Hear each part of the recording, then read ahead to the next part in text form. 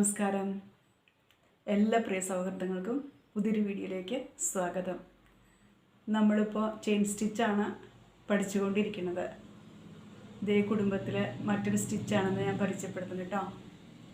Cable chain stitch. Readymade ഡ്രസ്സിൽ നമ്മൾ കണ്ടിട്ടുണ്ട് ധാരാളം ബീഡ്സും അതുപോലെ സ്വീക്കൻസും ഉപയോഗിക്കാറുണ്ട്. അപ്പോൾ അതിൻ്റെ കൂടെ ഏറ്റവും കൂടുതൽ ഉപയോഗിക്കുക നമ്മുടെ ചെയിൻ സ്റ്റിച്ചാണ്. ബീഡ്സിൻ്റെ കൂടെ നമ്മൾ കേബിൾ ചെയിൻ സ്റ്റിച്ച് ഉപയോഗിക്കുകയാണെങ്കിൽ ആ ചെയിനുകളുണ്ടല്ലോ നല്ല വൃത്തിയായിട്ട് നമുക്ക് കാണാൻ പറ്റും. അതാണ് കേബിൾ ചെയിൻ സ്റ്റിച്ചിൻ്റെ കൂടെ ബീഡ് ഉപയോഗിച്ചുള്ളൊരു ഭംഗി. ആ സ്റ്റിച്ചിൻ്റെ ഒരു നല്ല ഭംഗിയായിരിക്കും ആ സ്റ്റിച്ച് കാണാൻ. അപ്പോൾ നമുക്ക് വീഡിയോയിലേക്ക് പോവാം. സീക്വൻസിൻ്റെ കൂടെ ചെയിൻ സ്റ്റിച്ച് എങ്ങനെയാണ് ചെയ്യുക എന്നുള്ളത് നമുക്ക് അടുത്ത വീഡിയോയിൽ ചെയ്യാം. കാരണം നമുക്ക് 2-3 മോഡൽ നമുക്ക് ചെയ്യാനുണ്ട്. അപ്പോൾ അത് സീക്വൻസ് വിത്ത് ചെയിൻ എന്നുള്ളത് നമുക്ക് അടുത്ത വീഡിയോയിൽ ചെയ്യാം കേട്ടോ. ഇപ്പം നമ്മൾ ഏത് സ്റ്റിച്ച് പഠിക്കുകയാണെങ്കിൽ ആസ്വദിച്ച് ചെയ്യുക എന്നുള്ളതാണ് പ്രധാനം. അപ്പോൾ മാത്രം നമുക്കതൊരു എൻജോയ് ചെയ്തിട്ട് കൂടുതൽ പഠിക്കാൻ പറ്റുള്ളൂ. ഓക്കെ, അപ്പോൾ നമുക്ക് വീഡിയോയിലേക്ക് പോവാം.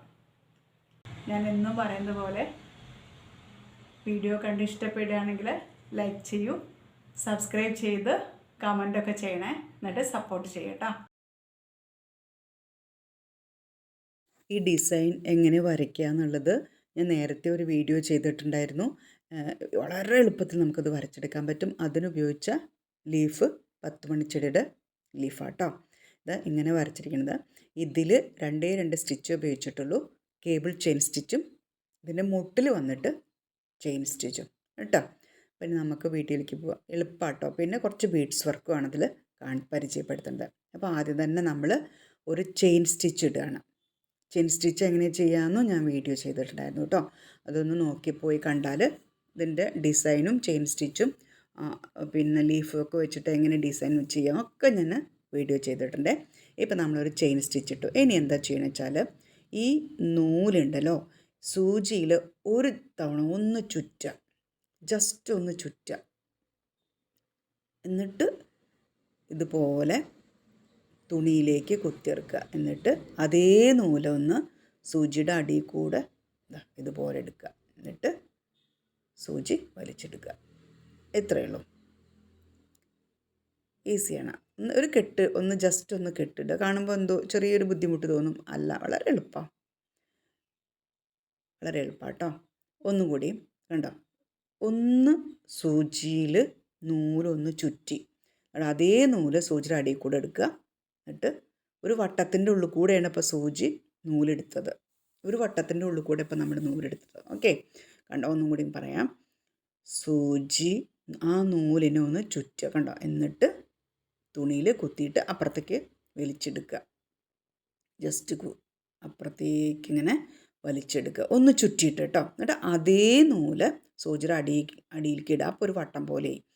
എന്നിട്ട് സൂചി വലിച്ചെടുക്കുക. കണ്ട, ഒരു ചെയിൻ പോലെ ധാരാളം ഒരു 8-10 ചെയിൻ ആയില്ലേ ഇപ്പോൾ. ഇവിടെ ഒന്നും കൂടി നൂല് ചുറ്റി സൂചിനെ, എന്നിട്ട് സൂചി തുണി കൂടെ വലിച്ചെടുത്തു. അതേ നൂല് തന്നെ സൂചിൻ്റെ അടിയിലേക്ക് ഇടുക. എന്നിട്ട് അപ്പോൾ ഒരു വട്ടാവും. അതിൻ്റെ ഉള്ളിൽ കൂടെ നൂല് വലിച്ചെടുക്കുക. മനസ്സിലായല്ലോ അല്ലേ? എളുപ്പമല്ലേ? അപ്പോൾ ഒരു ചെയിൻ്റെ കണ്ണി വീഴുകയാണ്. വീണ്ടും അതന്നെ നൂല് ചുറ്റുകയാണ് സൂചി.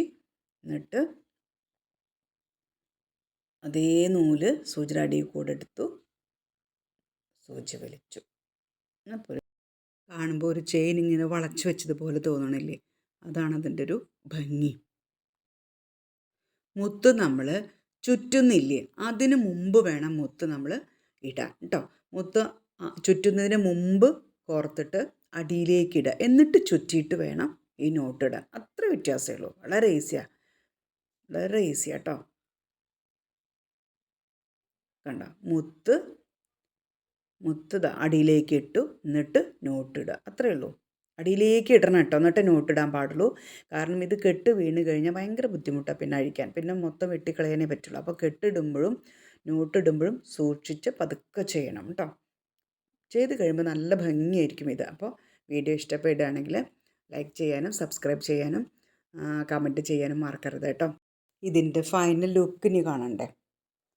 നോക്കാം, കണ്ടോളൂ. നല്ല ഭംഗിയില്ലേ? അപ്പോൾ വേറൊരു വീഡിയോ ആയിട്ട് വരാം കേട്ടോ. Thank you.